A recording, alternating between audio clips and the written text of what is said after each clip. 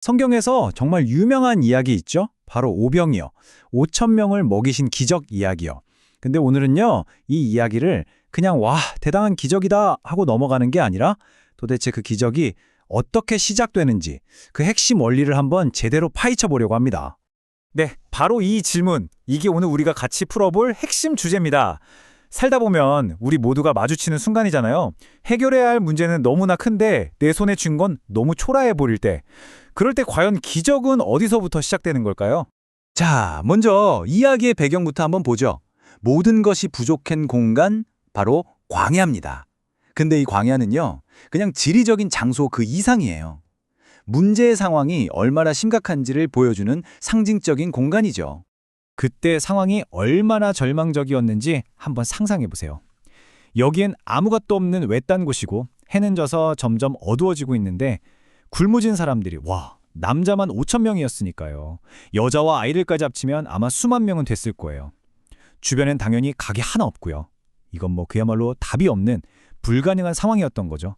그런데 바로 이런 절망적인 상황 속에서 이 이야기는 하나님을 우리가 어떻게 바라봐야 하는지에 대한 굉장히 중요한 관점을 보여줍니다. 우리가 흔히 생각하는 것처럼 그냥 무섭고 멀리 계신 그런 분이 아니라는 거예요.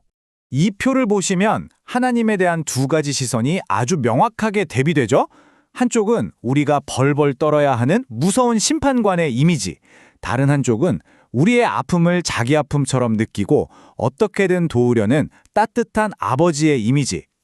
오늘 이야기에서 예수님이 보여주신 모습은 바로 후자였습니다. 바로 이 시편 말씀이 핵심을 딱 짚어주고 있어요. 예수님의 모든 행동은 어떤 규칙이나 심판이 아니라 자식을 불쌍히 여기는 아버지의 마음, 바로 긍휼에서 시작됐다는 겁니다. 예수님은 그 굶주린 군중을 외면하실 수가 없었던 거죠. 자, 이제 이야기의 흐름이 확 바뀌는 전환점입니다. 예수님께서 제자들에게 던지신 한마디. 정말 뜻밖이었고 상식적으로는 도저히 말이 안 되는 명령이었거든요. 제자들이 내놓은 계획을 한번 보세요. 굉장히 합리적이고 현실적이죠. 지금 상황이 이러니까 이 사람들을 각자 흩어지게 해서 스스로 문제를 해결하게 하자. 각자 도생하게 하자는 거예요. 아마 우리 대부분도 딱 이렇게 생각했을 겁니다. 그런데 예수님의 대답은 정말 충격적이었습니다. 아니, 보낼 필요 없어. 너희가 그들에게 먹을 걸 줘. 이 한마디가 모든 논리를 그냥 뒤집어버리고 문제 해결의 책임을 제자들에게로 확 돌려버린 겁니다. 바로 이 지점이 핵심입니다. 이 명령은 단순히 음식을 줘라라는 뜻을 넘어서는 거예요. 이건 일종의 초대장이었던 거죠. 내가 이 문제를 해결할 건데 너희가 그냥 구경꾼으로만 있지 말고 나와 함께 이 문제를 푸는 파트너, 동역자가 되어주지 않겠니? 하고 초대하신 겁니다. 이 불가능해 보이는 명령 앞에서 제자들은 어떻게 했을까요? 여기서 우리는 위대한 일은 아주 작은 것에서 시작된다는 정말 중요한 원리를 발견하게 됩니다. 제자들이 아등바등 찾아낸 게 고작 이거였습니다. 어떤 어린아이가 먹으려고 싸운 도시락 하나, 수만 명의 굶주림이라는 거대한 문제 앞에 놓인 정말 보잘것없는 자원이었죠. 아마 누구라도 이런 생각을 했을 거예요.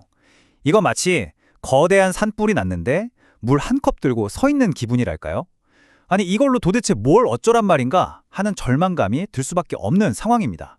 하지만 예수님의 반응은 완전히 달랐습니다. 그분은 이 작은 도시락을 보시고 에게 겨우 이거야? 하고 무시하지 않으셨어요. 오히려 너무나 소중하게 그걸 받아드시고 감사 기도를 올리시면서 이걸 기적의 재료로, 기적의 기초로 삼으셨다는 겁니다. 자, 그럼 이제 마지막으로 이 모든 이야기를 통해서 우리 삶에 적용할 수 있는 강력한 원리, 바로 하나님과의 동역이 무엇인지 한번 정리해 보겠습니다. 신적인 동역이라는 게 바로 이런 거예요. 하나님은 우리한테 모든 걸 완벽하게 준비해와, 그럼 내가 일할게 라고 말씀하지 않으신다는 거죠.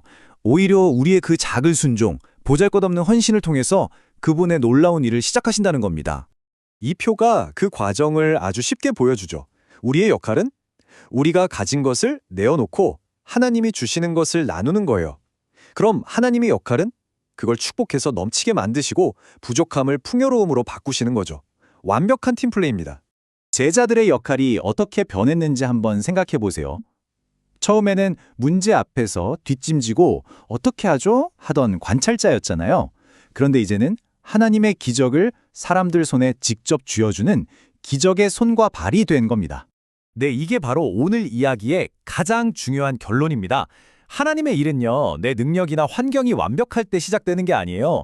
전 가진 게 없어요가 아니라 제가 가진 건 비록 이것뿐이지만 이것부터 시작하겠습니다 라고 말하는 바로 그 순간, 그 작은 시작점에서 위대한 역사가 출발하는 겁니다. 그래서 마지막으로 이 질문을 여러분께 드리고 싶습니다. 여러분의 삶에서, 여러분의 가정이나 공동체에서 거대한 필요 앞에서 내놓을 수 있는 여러분만의 보리떡과 물고기는 무엇인가요? 그게 남들 눈에 아무리 작고 초라해 보여도 괜찮습니다. 바로 그것이 기적의 시작점이 될 수 있으니까요.